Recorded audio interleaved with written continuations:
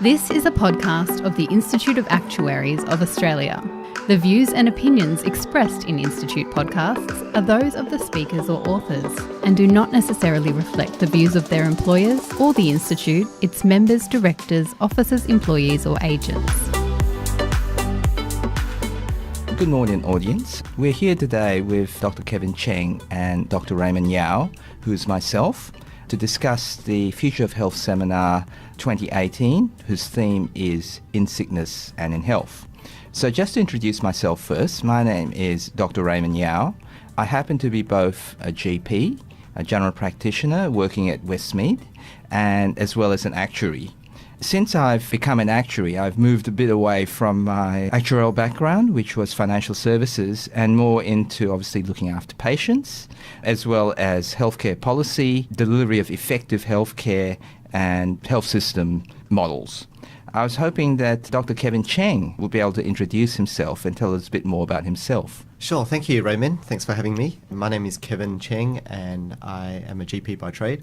I spent some time outside of healthcare helping businesses transform and improve from an efficiency and a strategy point of view. So have worked in mining and banking and manufacturing and retail. And I got pulled back into healthcare to really focus on health policy and chronic disease management, which has become my area of passion. So I've been able to kind of marry my general practice background and also my business career to support government, health insurers and healthcare providers in improving what they do. Oh, no, thank you, Kevin. And I think Kevin actually has been a little bit modest in his introduction. I'll just add a bit more. So Kevin was actually, he qualified as a GP in the early 2000s. He actually went to do his MBA at INSEAD, after which he actually worked at McKinsey's and then joined the Boston Consulting Group as a principal in the healthcare area. And he then worked with Diabetes Care Project and Medibank. And I believe 12 to 18 months ago, you went and started Osana Care as a social venture entrepreneurship. Is that correct, Kevin? Yeah, that's right. So Asana is a social enterprise and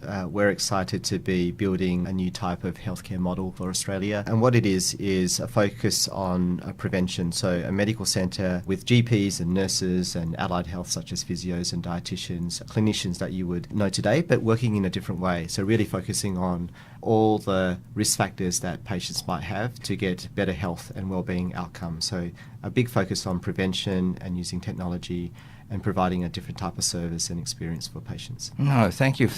I mean, before we get into a bit more detail about Osana Care, Kevin, given your vast experience, 2 decades worth of experience in the healthcare area, both as a practitioner as well as a consultant and as well as working for corporates, maybe you can tell us some of the major problems, the good, the bad and the ugly in terms of the healthcare delivery, please.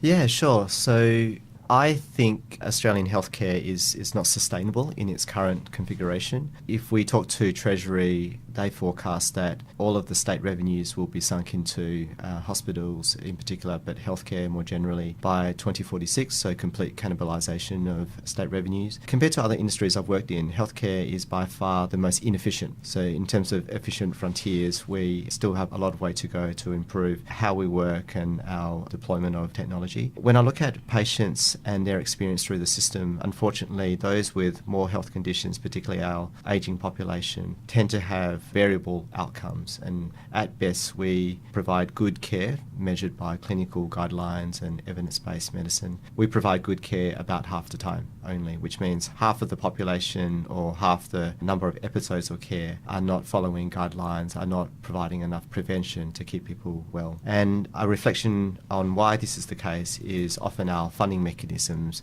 orient towards activity. So we're paying for things to be done to people rather than whether we're getting a good outcome for that person or not. Thank you for that, Kevin. I mean, that's actually quite a sobering, and you might say actually, I would find a frightening statistic that only 50% of the population actually gets the care that they should get given our aging population. And of course, as actuaries, we know that people are living longer. Life expectancy has been increasing approximately 3 years every 10 years. You've definitely highlighted a massive problem and something that the Australian health system needs to address in terms of sustainability. So please, can you tell me, Kevin, what was your motivation to start Osana? I remember being a clinician and I guess trying to provide comprehensive care as a GP or even in the hospital system.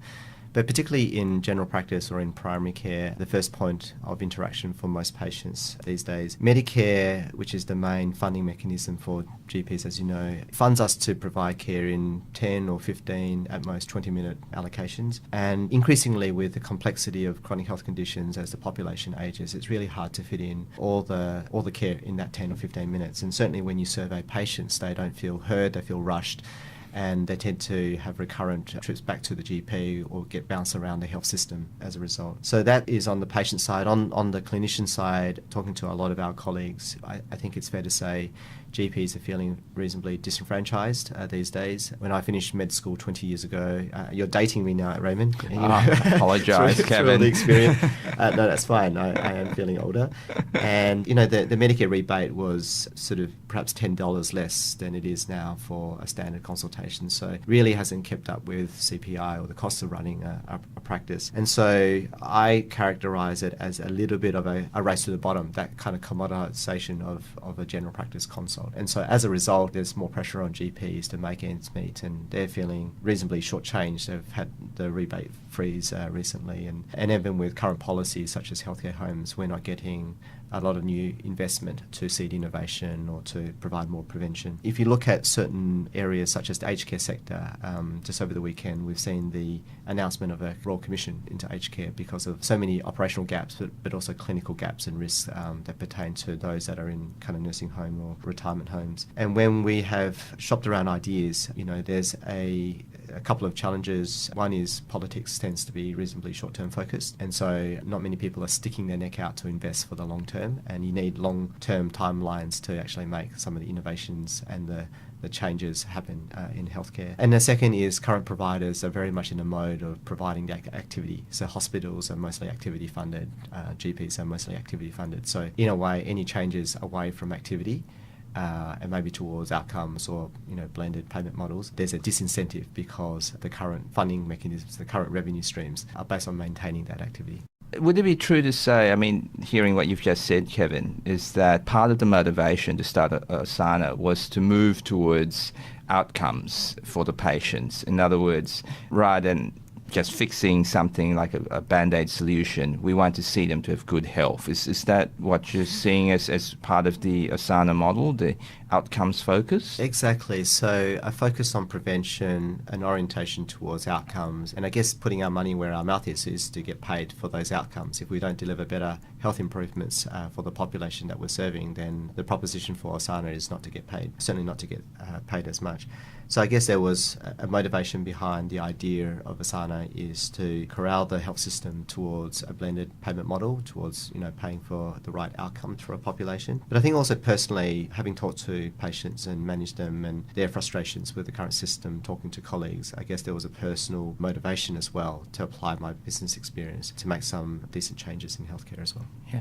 Without going into all the details of your talk at the Future of Health seminar on the 15th of October, 2018 in Sydney, I'm sure you'll talk about some of the outcomes that some of the metrics that Osana has on that Monday, the 15th of October. But if maybe I could share and maybe give some clarity to, some further clarity to what Kevin has said. I recently actually had a patient that presented to my GP practice, and she had been seeing another practice in the adjoining suburb, which was effectively running a consultation practice.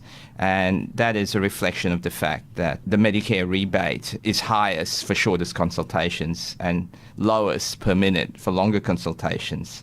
And I had an hour consult with her where she raised 8 separate issues, most of which were actually very significant, as she actually had a pretty eventful delivery period and post-delivery period. And it was just a bit mind-blowing that this was a patient that probably really needed something like the Osana model, where she's got major comorbidities that need effectively time to sort out. So I just have to get her back, every week to just work through her problem list over time. So that's just to give you a bit of background as to, I think, maybe the type of patients that Osana is trying to address and make life better for.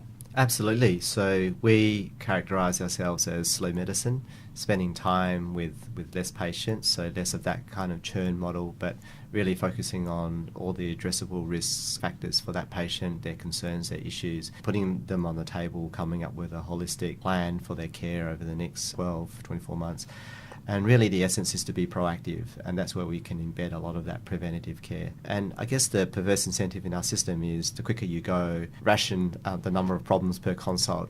It might be good for the health system, might be good for the clinicians, but it's certainly not good for the patients that have 8 problems or other concerns that they don't get to kind of share and raise during that consult. So that's why we're trying to do something different. The main difference is really between Asana and the current mode of general practice really is threefold. One is engaging patients in a different way. So we want patients to be almost driving as partners, certainly in their healthcare. So this engagement and activation of patients, the evidence shows that if you have better health-seeking behaviour, more knowledge, health literacy, certainly that is an enabler to getting better health outcomes for your population. The second main difference is that proactive approach. So looking at a panel of patients and using data to inform who's doing well or who's not doing well, poring over scorecards and not seeing patients when we come to work initially, but to plan their care and what we should be doing for our patients that we're worried about, rather than the kind of reactive care, just waiting for patients to turn up. I think that's the second big change. And the third is, as you touched on before, is focusing on the right evaluation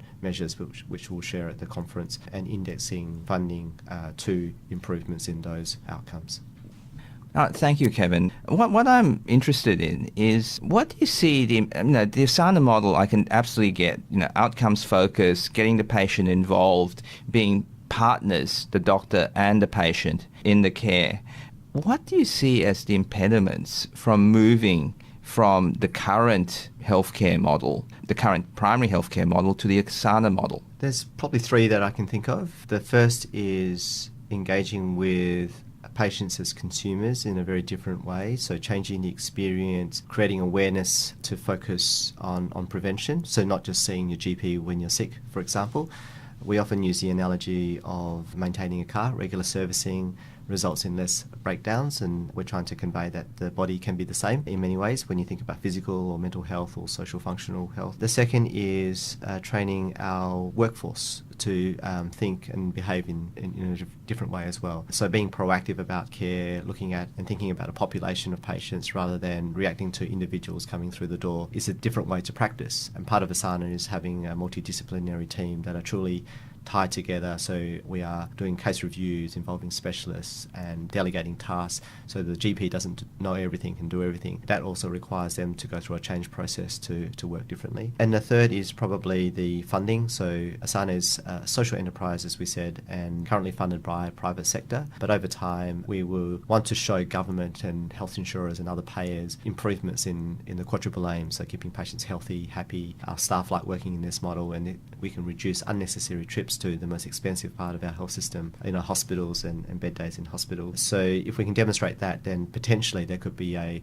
return on investment for the health system, not for us, but for the health system, if we can reduce downstream utilisation and costs. So therefore, the third impediment or challenge is shifting the payment model from a very activity-focused Medicare or case mix funding for hospitals towards a blended system where we have episodic care, but also an indexation to health outcomes, for improving patients' health and well-being. That's wonderful. From what you've just said, I think despite the impediments, I think there is just so much in this model, and there's so much actual low-hanging fruit that we can do with even 10% of the population. We need to somehow create a momentum for this change, and hopefully with your talk, with the various stakeholders that will be attending the Future of Health seminar in the 15th of October in Sydney, that we can create a discussion around these ideas and hopefully move it forward. Awesome. Thank you for the support, Raymond, and look forward to the seminar. I look forward to hearing your speech then. Thank you very much. Cheers.